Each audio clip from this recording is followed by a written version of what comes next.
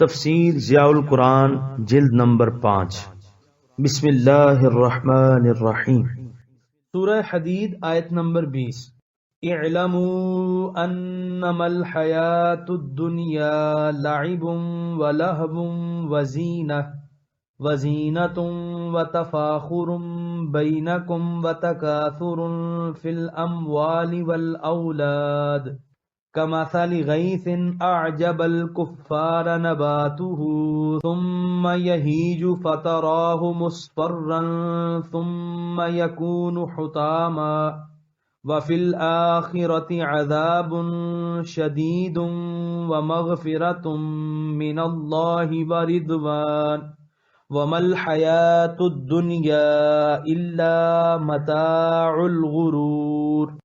ترجمہ: خوب جان لو کہ دنیوی زندگی محض کھیل تماشا اور سامان آرائش ہے، اور آپس میں حسب و نسب پر اترانا اور ایک دوسرے سے زیادہ مال اور اولاد حاصل کرنا ہے۔ اس کی مثال یوں سمجھو جیسے بادل برسے اور نہال کر دے کسانوں کو اس کی شاداب و سرسبز کھیتی، پھر وہ یکا یک سوکھنے لگے تو اسے دیکھے کہ اس کا رنگ زرد پڑ گیا ہے، پھر وہ ریزہ ریزہ ہو جائے۔ اور دنیا پرستوں کے لیے آخرت میں سخت عذاب ہوگا، اور خدا پرستوں کے لیے اللہ کی بخشش اور اس کی خوشنودی ہوگی، اور نہیں ہے دنیوی زندگی مگر نرا دھوکہ۔ سورہ حدید آیت نمبر 20 کی تفسیر۔ لوگ دنیوی زندگی پر اس قدر فریفتہ ہیں کہ انہیں اپنی عاقبت سنوارنے کی فرصت ہی نہیں ملتی۔ وہ اس کے لیے بڑی سے بڑی تکلیف بخوشی برداشت کرتے ہیں، اس کے لیے قانون شکنی، ملت فروشی، وطن سے غداری کے ارتکاب سے بھی باز نہیں آتے۔ اس آیت میں ان کی اس کم ظرفی اور کم عقلی پر انہیں متنبہ فرمایا جا رہا ہے۔ دنیوی زندگی کے دامن میں جو رنگین کھلونے ہیں، ان میں سے ایک ایک کا ذکر کر دیا، اور پھر انسان کو جھنجھوڑا اور اس سے دریافت کیا کہ ان کھلونوں میں سے کوئی کھلونا اتنا قیمتی ہے کہ اسے اس کی زندگی کا حاصل قرار دیا جا سکے۔ اگر نہیں تو پھر قرین دانش مندی یہ ہے کہ وہ اپنے طرز عمل پر نظر ثانی کرے۔ فرمایا دنیوی زندگی عبارت ہے لہو و لعب سے جو بچوں کا کام ہے، زینت و آرائش سے جو عورتوں کا شیوا ہے، تفاخر و تکاثر سے جس میں احمق اور نادان ہی اپنے آپ کو مشغول رکھ سکتا ہے۔ اے بندہ مومن، تیری زندگی بڑی قیمتی ہے، اسے بچوں کی طرح لہو و لعب میں برباد مت کر۔ تیری ذات خود بڑی ہی حسین و جمیل ہے، تجھے ان عارضی آرائشوں کی کیا ضرورت ہے؟ تجھے اپنے آباء و اجداد پر، اپنے حسب نسب پر فخر کرنا زیب نہیں دیتا۔ تجھے ہر وقت اپنے اعمال حسنہ میں اضافہ کی طرف متوجہ ہونا چاہیے، تاکہ تیرے حسن عمل سے تیری ذات ہی نہیں، تیری بستی ہی نہیں، بلکہ تیرا سارا ملک اور بنی نوع انسان اس سے فیض یاب ہوتے رہیں۔ دولت کے انبار اور اولاد کی کثرت انسان کی عزت میں اضافہ نہیں کرتے۔ اللہ تعالیٰ کی جناب میں وہی معزز و مکرم ہوتا ہے جس کا ظاہر و باطن تقوی کے نور سے جگمگا رہا ہو۔ اس کے علاوہ یہ ساری چیزیں فانی ہیں، 4 دن کی چاندنی اور پھر اندھیری رات ہے۔ انسان کو چاہیے کہ اپنے عمل سے ایسے چراغ روشن کرے جن سے وہ اندھیری رات منور ہو جائے۔ حضور رحمت عالم صلی اللہ علیہ وآلہ وسلم کی ایک بڑی پیاری حدیث ہے۔ ارشاد ہے کہ مسلمان کے اسلام کی خوبی یہ ہے کہ وہ ہر غیر ضروری چیز کو نظر انداز کرتا چلا جائے۔ دنیوی زندگی کی حقیقت کو ایک مثال کے ذریعے واضح کیا جا رہا ہے۔ بارش برستی ہے تو فصلیں لہلہانے لگتی ہیں، ان کی سرسبزی اور شادابی کو دیکھ کر ان کا مالک خوشی سے پھولے نہیں سماتا۔ دیکھتے ہی دیکھتے اس کی تازگی ماند پڑنے لگتی ہے، وہ خشک ہونے لگتی ہے، پھر اس کا رنگ زرد پڑ جاتا ہے، پھر وہ ریزہ ریزہ ہو کر گر پڑتی ہے۔ یہی حال انسان کی دنیوی زندگی کا ہے۔ جب عہد شباب کا آغاز ہوتا ہے تو انسان کا چہرہ دلکش، جسم قوت و توانائی سے بھرپور، انگ انگ سے زندگی پھوٹ پھوٹ کر باہر نکل رہی ہوتی ہے۔ جب جوانی بڑھاپے کی طرف بڑھتی ہے تو رنگت بدل جاتی ہے، چہرے پر جھریاں نمودار ہو جاتی ہیں، ہاتھ پاؤں میں خارا شگافی کی قوت باقی نہیں رہتی، دل میں شیر افغنی کے ولولے صد پڑ جاتے ہیں۔ آخر کار ذوف کی وجہ سے بستر پر پہلو بدلنا دشوار ہو جاتا ہے۔ یہاں تک کہ موت کا جھونکا اس کے چراغ زیست کو ہمیشہ کے لیے بجھا دیتا ہے۔ اس کے ساتھ ہی اس کے سارے ٹھاٹ باٹ، عزت و احتشام اور کر و فر کا جنازہ اٹھ جاتا ہے۔ اسی طرح دنیوی زندگی میں اگر وہ رنج و الم میں مبتلا رہا تو اس کا خاتمہ بھی ہو جاتا ہے، لیکن آخرت کی خوشیاں بھی ابدی ہیں اور رنج و غم بھی ہمیشہ رہنے والا ہے۔ خوش نصیب ہیں وہ لوگ جو دنیوی زندگی کی فانی لذتوں اور عزتوں سے کنارہ کش ہو کر اپنی اخروی زندگی کو ہمیشہ باقی رہنے والی خوشیوں اور مسرتوں سے مالا مال کر لیتے ہیں، اور کتنے بدبخت ہیں وہ لوگ جنہوں نے دنیا کی عارضی خوشیوں کے بدلے اپنے لیے جہنم میں ابدی ٹھکانہ بنا لیا۔ جو لوگ دنیا کی نعمتوں سے اپنی آخرت کو نہیں سنوارتے ان کے لیے دنیا کے ساز و سامان میں دھوکہ اور فریب کے سوا کچھ نہیں۔ سورہ حدید آیت نمبر 21۔ سابقوا الى مغفرۃ من ربکم وجنۃ عرضها كعرض السماء والأرض أعدت للذين آمنوا بالله ورسله ذلك فضل الله يؤتيه من يشاء والله ذو الفضل العظيم۔ ترجمہ: تیزی سے آگے بڑھو اپنے رب کی مغفرت کی طرف اور اس جنت کی طرف جس کی چوڑائی آسمان اور زمین کی چوڑائی کے برابر ہے، جو تیار کر دی گئی ہے ان کے لیے جو ایمان لے آئے اللہ پر اور اس کے رسولوں پر۔ یہ اللہ کا فضل و کرم ہے، عطا فرماتا ہے جس کو چاہتا ہے، اور اللہ تعالی بڑا ہی فضل فرمانے والا ہے۔ سورہ حدید آیت نمبر 21 کی تفسیر۔ دنیا کے طلبگاروں کے درمیان مقابلے کی دوڑ جاری ہے، ہر ایک دوسرے سے اس میدان میں گوئے سبقت لے جانا چاہتا ہے، دوسروں سے زیادہ مال جمع کرنے، اپنے کسر کو زیادہ سے زیادہ عالی شان اور آراستہ کرنے میں محو ہے۔ اے آخرت کے طلبگارو، تم اللہ تعالیٰ کی مغفرت حاصل کرنے کے لیے دوسروں سے آگے بڑھنے کی کوشش کرو۔ وسیع و عریض جنت جسے اللہ تعالیٰ نے اپنے نیک بندوں کے لیے آراستہ کر رکھا ہے، اس کی بہاریں تمہارے لیے چشم برا ہیں، وہاں کی حوریں پھولوں کے گجرے پروئے تمہاری راہ دیکھ رہی ہیں۔ کوشش کرنا تمہارا کام ہے، منزل مقصود تک پہنچانا اللہ تعالیٰ کے فضل و احسان پر موقوف ہے۔ جو سچے دل سے اس کی راہ طلب میں چل پڑتے ہیں، جو خلوص سے اس کی خوشنودی کے طلبگار ہوتے ہیں، اللہ تعالیٰ کی رحمت انہیں مایوس نہیں کرتی، اس کا فضل عظیم ہے، اس کی نعمتیں بے کراں ہیں۔ سورہ حدید آیت نمبر 22۔ ما اصاب من مصیبت فی الارض ولا فی انفسکم الا فی کتاب من قبل ان نبرأها ان ذلک علی اللہ یسیر۔ ترجمہ: نہیں آئی کوئی مصیبت زمین پر اور نہ تمہاری جانوں پر مگر وہ لکھی ہوئی ہے کتاب میں اس سے پہلے کہ ہم ان کو پیدا کریں، بے شک یہ بات اللہ کے لیے بالکل آسان ہے۔ سورہ حدید آیت نمبر 23۔ لِكَيْ لَا تَأْسَوْا عَلَى مَا فَاتَكُمْ وَلَا تَفْرَحُوا بِمَا آتَاكُمْ وَاللَّهُ لَا يُحِبُّ كُلَّ مُخْتَالٍ فَخُورٍ۔ ترجمہ: ہم نے تمہیں یہ اس لیے بتا دیا ہے کہ تم غمزدہ نہ ہو اس چیز پر جو تمہیں نہ ملے، اور نہ اترانے لگو اس چیز پر جو تمہیں مل جائے، اور اللہ تعالیٰ دوست نہیں رکھتا کسی مغرور شیخی باز کو۔ سورہ حدید آیت نمبر 23 کی تفسیر۔ عام انسانوں کا یہ وتیرہ ہے کہ جب مصیبتیں انہیں چاروں طرف سے گھیر لیتی ہیں تو وہ دل شکستہ اور مایوس ہو کر بیٹھ جاتے ہیں، اپنی قسمت کو کوستے ہیں، گردش روزگار کو ملاحیاں سناتے ہیں اور حوصلہ ہار بیٹھتے ہیں۔ لیکن جب حالات سازگار ہوتے ہیں، کاروبار میں نفع ہوتا ہے، کھیتی باڑی اور باغات سے خوب آمدنی ہوتی ہے، تو پھر خوشی سے پھولے نہیں سماتے، یہ خیال کرنے لگتے ہیں کہ یہ سب ان کے طالع ارجمند کی برکت ہے۔ وہ خود بڑے زیرک اور معاملہ فہم ہیں، کاروبار اور زراعت کے اسرار و رموز پر انہیں کامل دسترس حاصل ہے۔ یہ ساری کامیابیاں ان کی اپنی ذہانت اور ہوش مندی کا نتیجہ ہیں۔ یہ دونوں حالتیں انسان کے لیے انتہائی خطرناک ہیں۔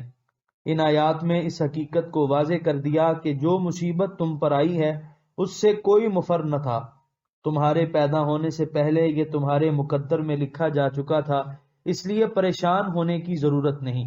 صبر کا دامن مضبوطی سے پکڑے رہو اور اپنی جد و جہد کو جاری رکھو، اور جو نعمتیں تمہیں بخشی گئی ہیں وہ بھی تمہارے پیدا ہونے سے پہلے تمہاری تقدیر میں رقم ہو گئی تھیں۔ ان پر اللہ تعالیٰ کا شکر ادا کرو تاکہ وہ اپنے احسانات سے تمہیں ہمیشہ بہراور رکھے۔ مختال اس متکبر کو کہتے ہیں جو اپنی ذاتی خوبی اور کمال پر فخر و ناز کرے، اور فخور اس متکبر کو کہتے ہیں جو اپنے جاہ و منصب یا مال و دولت پر گھمنڈ کرے۔ سورہ حدید آیت نمبر 24۔ الذین یبخلون ویأمرون الناس بالبخل ومن یتول فإن اللہ هو الغنی الحمید۔ ترجمہ: جو لوگ خود بھی بخل کرتے ہیں اور لوگوں کو بھی بخل کا حکم دیتے ہیں، اور جو اللہ کے حکم سے روگردانی کرے تو بے شک اللہ ہی بے نیاز ہر تعریف کا مستحق ہے۔ سورہ حدید آیت نمبر 24 کی تفسیر۔ اس سورت کی ابتدا سے اہل ایمان کو اللہ کی راہ میں مال خرچ کرنے کی ترغیب دلائی جا رہی ہے۔ بعض لوگ ایسے بھی تھے جن کے دلوں میں کھوٹ تھا، وہ اسلام کے لیے اپنا مال خرچ کرنا گھاٹے کا سودا خیال کرتے تھے، صرف خود ہی بخل سے کام نہیں لیتے تھے بلکہ دوسرے لوگوں کو بھی کہتے تھے کہ تم کیوں ایک ایسے مقصد کے لیے گاڑے پسینے کا کمایا ہوا مال پانی کی طرح خرچ کرتے ہو جس کا مستقبل خطرات سے لبریز ہے۔ تمہیں اپنے بال بچے کا بھی خیال کرنا چاہیے، تمہاری اپنی بھی بیسیوں ضرورتیں ہیں۔ آخر یہ کہاں کی عقل مندی ہے کہ جب بھی تمہیں مال خرچ کرنے کی دعوت دی جاتی ہے تو اپنے گھر کا سارا اثاثہ اٹھا کر ان کے قدموں میں ڈھیر کر دیتے ہو۔ اللہ تعالیٰ ان لوگوں کے لیے فرماتے ہیں کہ یہ لوگ جو خود بھی بخیل ہیں اور لوگوں کو بھی بخل کا سبق دیتے ہیں، اللہ تعالیٰ کو ان کی قطعاً پرواہ نہیں۔ یہ اپنی دولت اپنے پاس رکھیں، اللہ تعالیٰ غنی ہے اور حمید ہے، وہ اپنے بھرے ہوئے خزانوں سے اپنے محبوب کی امداد فرمائے گا اور اسلام کی ضرورتوں کو پورا کرے گا۔ سورہ حدید آیت نمبر 25۔ لقد ارسلنا رسلنا بالبینات وانزلنا معهم الكتاب والمیزان لیقوم الناس بالقسط وانزلنا الحدید فیہ بأس شدید ومنافع للناس وليعلم الله من ينصره ورسله بالغيب ان اللہ قوی عزیز۔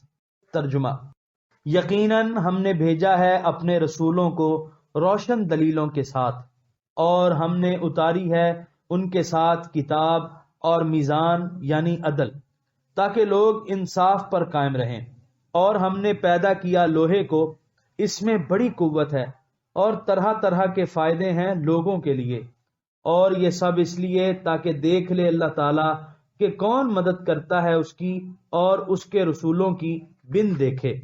یقیناً اللہ تعالیٰ بڑا زور آور سب پر غالب ہے۔ سورہ حدید آیت نمبر 25 کی تفسیر۔ اس آیت میں اللہ تبارک و تعالی نے بڑی وضاحت سے انبیاء کی بعثت کے مقاصد کو ذکر فرمایا ہے۔ پہلے فرمایا کہ ہم جن رسولوں کو دعوت حق پہنچانے کے لیے مبعوث فرماتے ہیں انہیں ایسے روشن معجزات عطا کیے جاتے ہیں جن سے ہر کسی پر یہ بات واضح ہو جاتی ہے کہ یہ خود بخود ناصح بن کر نہیں آ گئے بلکہ انہیں بھیجنے والے نے بھیجا ہے۔ عقائد و اعمال کی اصلاح کے لیے جو یہ کوششیں کر رہے ہیں یہ ان کا خود ساختہ پروگرام نہیں بلکہ یہ پروگرام اللہ تعالیٰ نے ان کے لیے تجویز فرمایا ہے۔ اس کے بعد ارشاد فرمایا کہ ہم انہیں اس دعوت کو کامیابی سے پہنچانے کے لیے اور اس انقلاب کو پوری طرح برپا کرنے کے لیے چند خصوصی نعمتیں عطا فرماتے ہیں: کتاب، میزان اور حدید۔ علامہ ابن کثیر لکھتے ہیں کہ کتاب سے مراد وہ وحی ہے جو ہر پیغمبر پر نازل ہوتی ہے، جس میں عقائد صحیحہ اور اعمال حسنہ کی پوری تفصیل موجود ہوتی ہے، اور میزان کے متعلق لکھتے ہیں کہ اس سے مراد عدل ہے۔ قتادہ اور مجاہد نے اس کی تشریح یوں کی ہے، یعنی اس سے وہ حق مراد ہے جس پر عقل صحیح اور فہم سلیم گواہی دیتی ہے۔ جو مریض افکار کے مخالف ہوا کرتا ہے، اور حدیث سے مراد وہ قوت ہے جو منکرین حق اور معاندین کی کجروی سے باز رکھنے کے کام آتی ہے۔ اور ان چیزوں کی غرض و غایت یہ بیان کر دی، لِیَقُومَ النَّاسُ بِالْقِسْطِ، کہ لوگ عدل اور انصاف پر قائم ہو جائیں۔ کسی معاشرے میں عدل کے قیام کی یہی صورت ہے کہ حقوق اللہ بھی پوری طرح ادا کیے جائیں، یعنی اس کی توحید کا اقرار کیا جائے، کسی کو اس کا شریک نہ ٹھہرایا جائے، اس کی عبادت میں کوتاہی نہ کی جائے، زندگی گزارنے کے لیے جو اصول اس نے مقرر فرمائے ہیں ان کی بجا آوری میں غفلت نہ برتی جائے۔ اسی طرح حقوق العباد کا بھی پورا لحاظ رکھا جائے، کسی کا حق تلف نہ کیا جائے، کسی پر زیادتی نہ کی جائے، کسی کی جان، مال اور آبرو پر دست درازی نہ کی جائے۔ انفرادی طور پر اور اجتماعی طور پر عدل و انصاف کو بروئے کار لایا جائے، اور اگر باہمی تنازع پیدا ہو جائے تو اس کا تصفیہ اس میزان یعنی عقل سلیم کے مطابق کیا جائے جسے حق و باطل میں امتیاز کی صلاحیت بخشی گئی ہو۔ اور اگر حق و انصاف کے سامنے کوئی شخص سر تسلیم خم نہیں کرتا، روشن اور واضح دلائل و براہین کے بعد بھی باطل سے چمٹا رہتا ہے اور حق کو نیچا دکھانے کے لیے کوشاں رہتا ہے، تو اس وقت اس کی سرکوبی کے لیے اللہ تعالیٰ نے اپنے انبیاء اور رسل کو لوہے کا ڈنڈا بھی عطا فرمایا ہے، جس کی ایک ضرب اچھے بد دماغوں کا دماغ درست کر سکتی ہے۔ اللہ کا رسول صرف حق سنانے کے لیے نہیں آتا، بلکہ حق کو پھیلانا اور اس کی بالادستی کو قائم کرنا بھی اس کے فرائض میں داخل ہوتا ہے۔ لِيُظْهِرَهُ عَلَى الدِّينِ كُلِّهِ کی شان کا وہ مظہر بن کر آتا ہے۔ ابتداء میں وہ مخالفین کی سختیوں کو برداشت کرتا ہے، شب و روز اس کے پیش نظر ایک ہی مقصد ہوتا ہے کہ حق واضح ہو جائے، حق کی حقانیت میں کوئی شک و شبہ نہ رہے۔ اس کے لیے اسے دار ارقم میں بھی ٹھہرنا پڑتا ہے، شیب ابی طالب میں بھی کئی سال بسر کرنے پڑتے ہیں، طائف کی سڑکوں پر بھی لوگوں کی سنگ باری کا منظر دیکھنا پڑتا ہے، لیکن جب وہ حق کو علم نشرح کرنے کا فریضہ انجام دے چکتا ہے اور اتمام حجت کر چکتا ہے تو پھر بدر، خندق، خیبر کے مارکوں میں وہ اپنی تلوار کو بھی بے نیام کرتا ہے تاکہ ہٹ درم لوگوں کا سر غرور خاک میں ملائے اور حق کا بول بالا کرے۔ لوہے کے متعلق فرمایا، اس میں جنگی قوت بھی ہے اور اس کے علاوہ انسانی معاشرے کو بام عروج پر پہنچانے میں بھی اس کو بڑا دخل ہے۔ اس جگہ یعلم کا معنی یرا ہے، یعنی تاکہ اللہ تعالیٰ دیکھ لے، یا اس علم سے مراد وہ علم ہے جس پر جزا و سزا کا دار و مدار ہے۔ ویسے تو اللہ تعالیٰ کو کائنات کے پیدا کرنے سے پہلے ہی کائنات کا تفصیلی علم ہے، اس کو اپنے تمام بندوں کے بارے میں یہ علم ہے کہ جب وہ پیدا ہوگا تو کیا کیا اچھا یا برا عمل کرے گا، لیکن اس علم ازلی پر انسان کو جزا یا سزا نہیں دی جاتی، بلکہ جب انسان پیدا ہوتا ہے اور عقل و بلوغ کی منزل پر پہنچ جاتا ہے تو جو نیک یا بد کام وہ کرتا ہے اس کے مطابق وہ جزا یا سزا کا مستحق قرار پاتا ہے۔ جب وہ ایسے کام کر رہا ہوتا ہے تو اس وقت بھی اللہ تعالیٰ جانتا ہے کہ فلاں شخص یہ کام کر رہا ہے۔ لِيَعْلَمَ اللَّهُ میں اسی علم کی طرف اشارہ ہے۔ مختلف مقامات پر پہلے بھی اس لفظ کی تشریح گزر چکی ہے۔ یہاں پر 27ویں پارے کا 19واں رکوع مکمل ہوا۔ آپ دیکھ رہے ہیں PATF Islamic info YouTube channel. مزید اسلامک ویڈیوز کے لیے ہمارا چینل سبسکرائب کریں۔